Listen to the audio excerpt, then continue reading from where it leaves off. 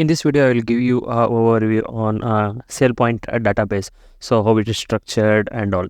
So whenever we install IIQ, we need to provide a database for SailPoint, and usually people won't interfere with database and all, but developer needs to do some debugging and all from database and all. So you whenever it creates, like usually SailPoint provides the queries for all the creations and all. So after creations, you can have any SQL browser to view the structure or schema of a database.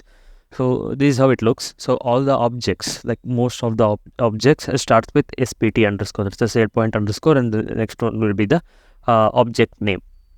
So you can see there are lots of tables. So let's say if I want to query anything, select rows, and select from IdentityIQ and SPT underscore application. This SPT underscore application is the table.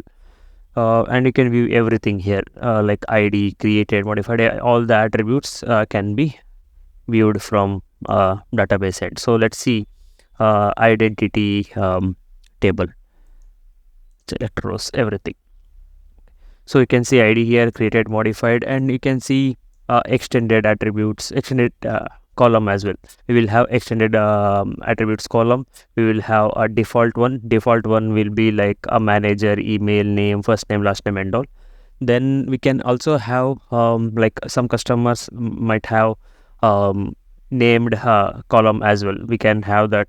So if you want to do that, there are some steps like we need to do it like we need to add it in the Hibernate file provided by IIQ. There are some Hibernate files located in the installation path. We need to update that, then get the queries, like we have to run some commands from the console to get the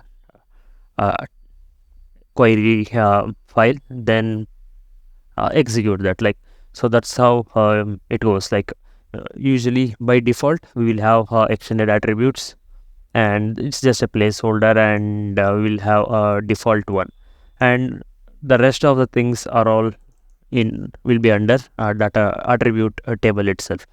So how you view from